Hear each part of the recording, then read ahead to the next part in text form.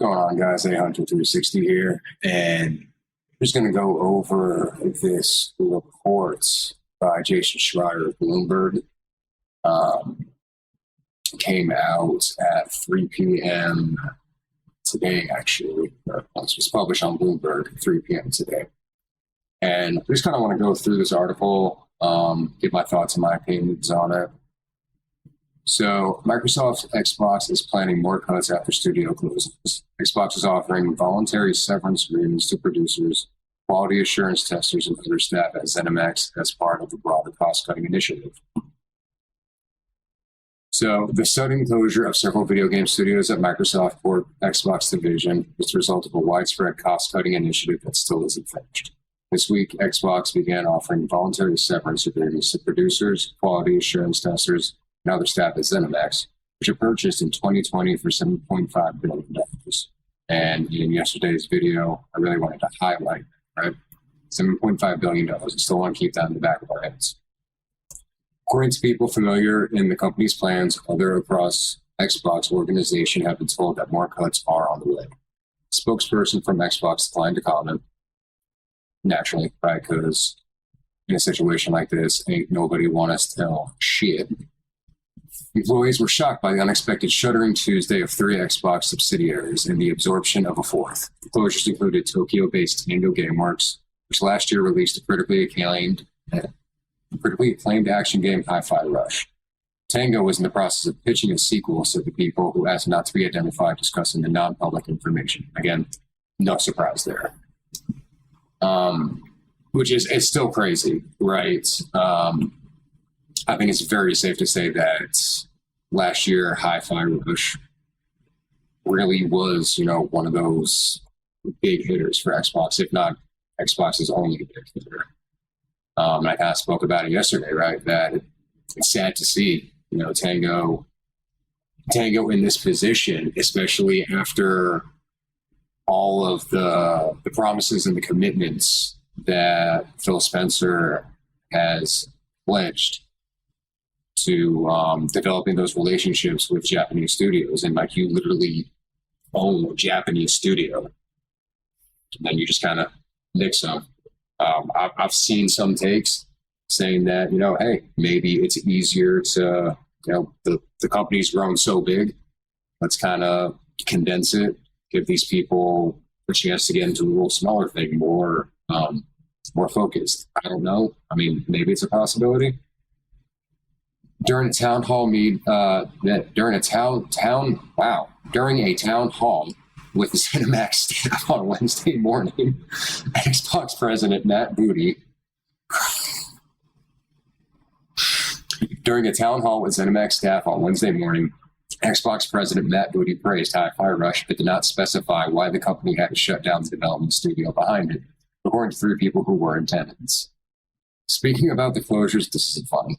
Speaking about the closures more broadly, Booty said, "Oh, fucking child." Booty said that the company's studios had been spread too thin, like peanut butter on bread, and that leaders across the division had felt understaffed. They decided to close these studios to free up resources elsewhere. Okay, I mean, if that's the case, that makes sense, right? Look at all the studios that Xbox has bought, right? Look at all the studios that are now under the wing of Xbox. I alluded to yesterday with the ABK deal, right? That, again, certain positions are going to be rendered moot. Peanut butter on bread is maybe not the best example, because if you know how to make a proper peanut butter and jelly sandwich, you know that it takes a tasteful amount of peanut butter. Not too much, not too little, just the right amount. But I mean, look, if them deciding to close these studios frees resources elsewhere, okay, cool. Maybe that's a thing. Booty added that the shutdown of subsidiary Arcane Austin, longtime developer of games such as Prey, was not connected to the performance of its new multiplayer game Redfall, a critical and commercial flaw. Before its closure, Arcane had been looking to return to its roots by pitching a new single-player immersive sim game. such as a new entry in the Dishonored series, according to people familiar. Jill Braff, head of ZeniMax Studios, said in the town hall that she hoped the reorganization would allow the division, which also develops Fallout and Doom, to put more focus on fewer projects. It's hard to support 9 studios all across the world with a lean central team with an ever-growing plate of things to do, she said, according to audio of the meeting reviewed by Bloomberg. I think we were about to topple over. I mean, yeah, again, you look at everything that Xbox has acquired over the last couple of years since 2020, and even before then, I'm trying to remember, but I think, Ninja Theory, we're the developers of crap, I'm losing my mind, Hellblade. I think they made that game Bleeding Edge, which played it for 5 minutes. It kind of sucked. And does anybody even remember Bleeding Edge? Yeah, I didn't think so. But they've acquired so many studios, and yeah, I mean, resources are going to be spread thin. Like, how much hands-on can you have with so many studios to make quality products? You're seeing it with Embracer Group right now. I think they just split into 3 separate companies. I'm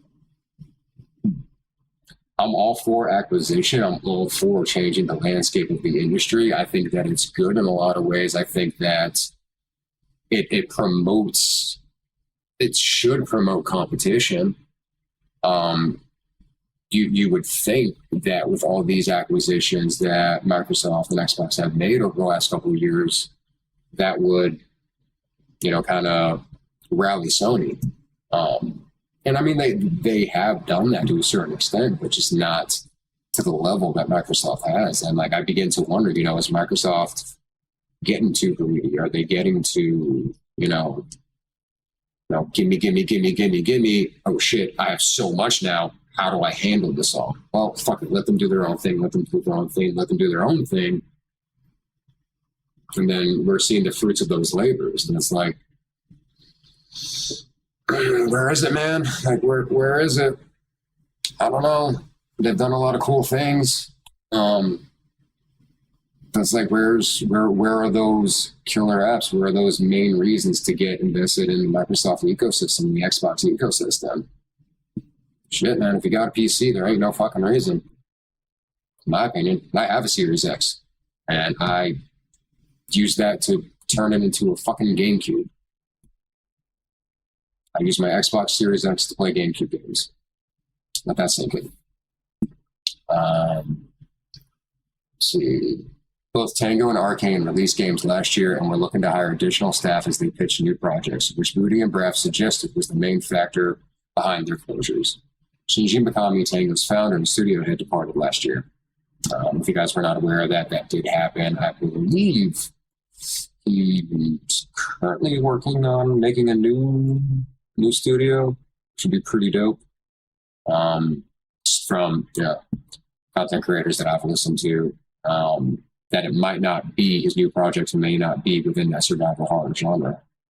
I don't know how much influence and how much hands-on he was with Hi-Fi Rush, but that's pretty cool.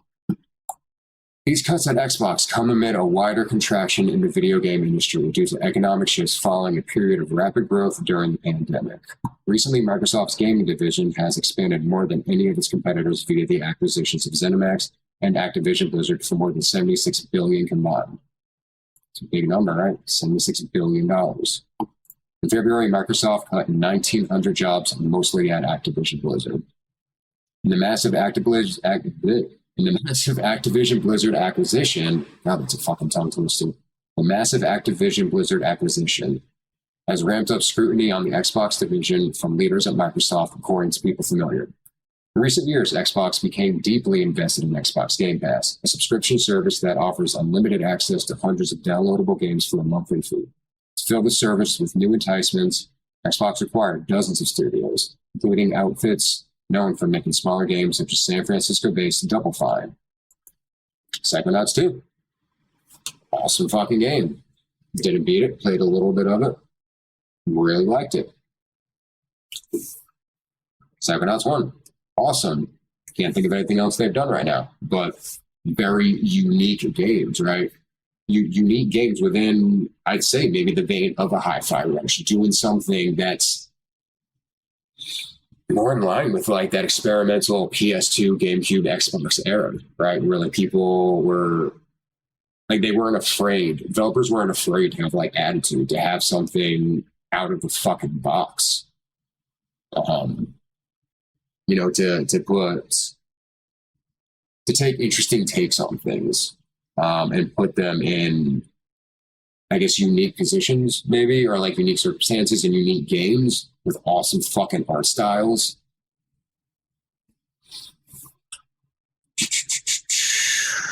But I mean, like, you know, right here, the massive Activision Blizzard acquisition ramped up scrutiny on the Xbox division from leaders at Microsoft, according to people familiar. In recent years, Xbox became deeply invested in Xbox Game Pass, a subscription service that offers unlimited access to hundreds of downloadable games for a monthly fee. You think that would be awesome? You see it with Netflix, right? The rise of Netflix and the rise of streaming services. You know, without Netflix, I don't know if you necessarily have that whole cut the cord initiative that was so big, right? Where people were moving over to streaming services from cable providers. And it's funny now because you're almost walking into a similar situation that you had with like all these like crazy cable packages. Now it's with streaming services. But without Netflix, you don't have that. And I think we all know, right? Xbox was trying to be the Netflix video games.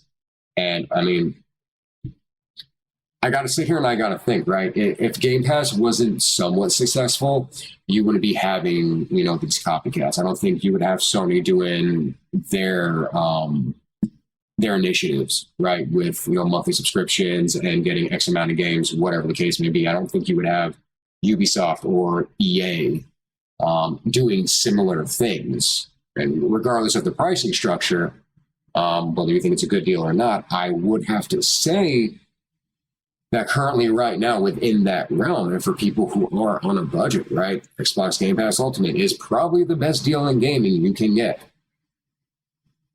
Even if you have a PC. I hate to say it, and I really hate using that fucking client, because it is not optimized. I find myself doing a lot more troubleshooting when I want to play a fucking game off of Xbox's PC client than anything else, including modding and emulating. But it's there, right? It's an option. While most game publishers are looking to take big swings with the games that cost hundreds of millions of dollars, Xbox promises to support less sprawling creative titles such as Hi-Fi Rush with smaller budgets and lower sales expectations. It didn't matter if a game sold tens of millions of copies as long as it helped bolster the Game Pass library. Game Pass has not seen the massive growth that Xbox boss Phil Spencer may have been hoping for. Matt Piscatella, executive director of analysis from Circana, said that monthly non-mobile video game subscription spending in the U.S. has been flat to low single-digit growth since the middle of 2021. In our data, Game Pass spending really had its big growth period in late 2019 through early 2021 and has since settled. In our data, Game Pass spending really had its big growth period in late 2019 through early 2021 and has since settled. What was going on in late 2019 through early 2021? You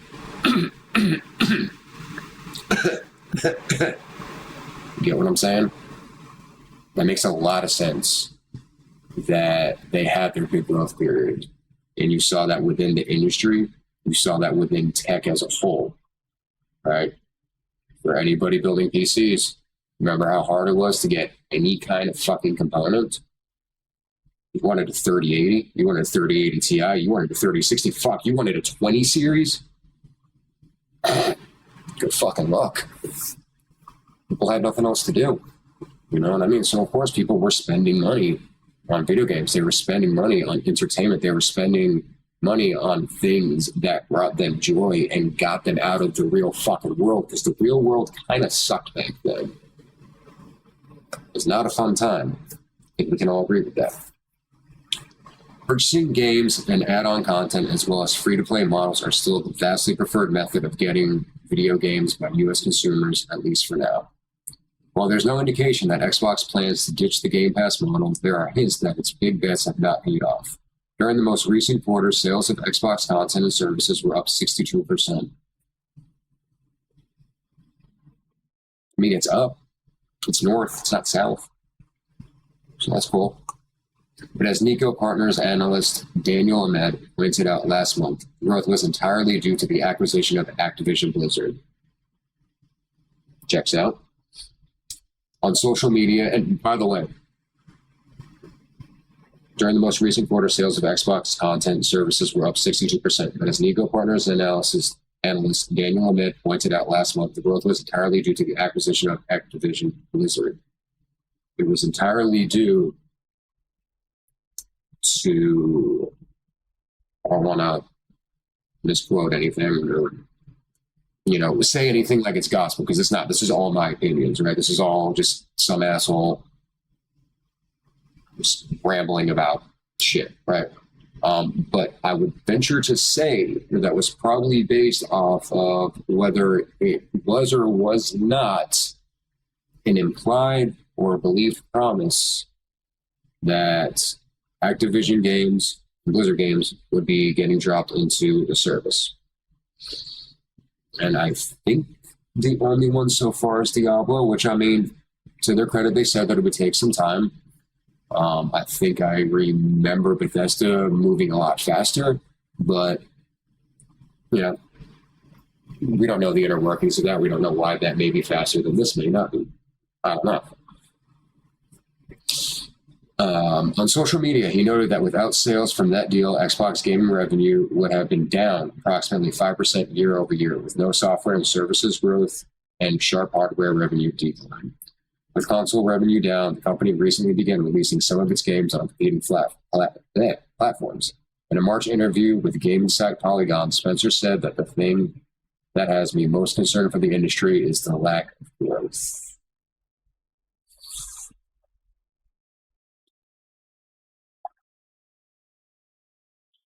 Lack of growth.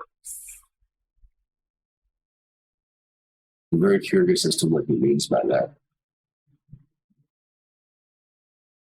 It's kind of hard to fucking grow when you're shutting shit down.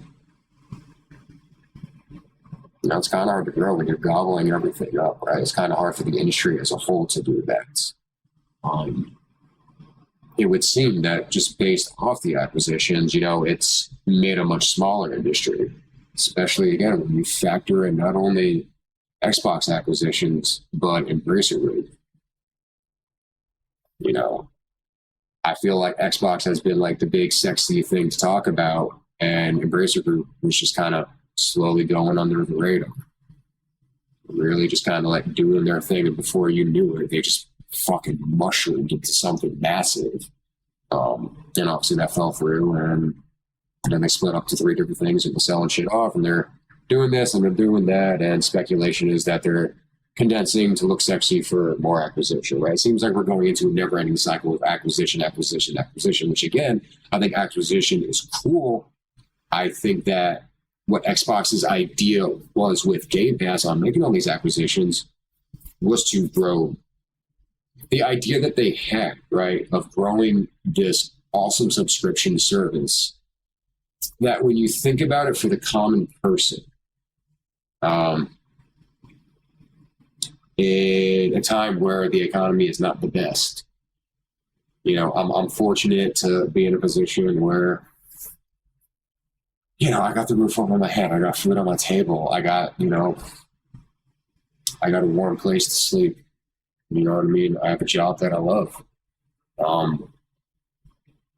But I personally know people that are not in those positions. And I'm sure we all know people that are not in those positions where they struggle on a daily basis, you know, not knowing You know, how am I going to make rent this month? You know, what am I going to feed my family tonight? You know what I mean? And for situations where it's like, you know, what are you going to feed your family? Like, the last thing you fucking care about is video games. Also, maybe not. Maybe you have somebody in that kind of situation who is using, you know, maybe older games or games that they do have to bring joy, to get away from reality for a little bit, to give themselves some kind of ease and comfort. And I think that's really where Game Pass can be awesome, right? When you look at Game Pass Ultimate for like $15, or hell, even just like the baseline, I think it's $10. I think it's $10 for like the other one. If you just have a console, or if you just have a PC, right? You don't need to do Ultimate. But either way, you have these options, and when you have something, I think that in theory, Game Pass can bring a lot of joy. You know, shit, man. $15 a month, right? You play, I don't know, 3 new releases, ranging from $40 to $60 a pop. Play 3 of those, man.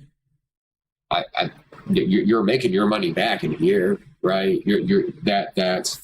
That annual cost per month return on investment has already been made. You know, but when you have a company that has almost grown too big, it's growing too big to fail isn't a thing, right? Like, you can definitely fucking fail. And with the closures that happened yesterday that were announced, and then when we're seeing, you know, more cuts after studio closings, you know, we don't really know what that may look like. I think we can all kind of guess, we can all assume. You know, time will tell. But it's like, what are we doing, Xbox? What are we doing? Like, I want to root for y'all. I want to support you guys. Like, I want to believe. And some of the shit that you've shown off looks pretty fucking cool. Like, I'm really stoked for Hellblade 2. I played the first one, man, and that was a game that's a first time experience that you can't get back. Genuinely. That game, it's on Game Pass if you are subscribed. If not, you could probably get it for the low, right? Get it on your platform of choice, put in some fucking headphones, shut out all the lights, and just get immersed. One of the best fucking gaming experiences you can have, and I genuinely mean that. And that's where the beauty of this industry, those are the beautiful moments that Microsoft and Xbox can help to develop. And maybe you know, we got to go through the fire to get to those greener pastures. Maybe that's what this is all about. But after years of promises, this doesn't seem like, you know, this doesn't seem like there's a light at the end of the tunnel. You know, it doesn't seem like it's all going to pay off. And I'm sure for the people who are losing their jobs, they don't give a fuck about that at this point. You know what I mean? And it sucks. It sucks for them. You know, I really hope that all of these decisions that Xbox is making does lead to those greener pastures, and in the end will give them, you know, the idealistic future of gaming that, you know, they have planned and that we all want as consumers and as lovers of this medium. Yeah, I don't know.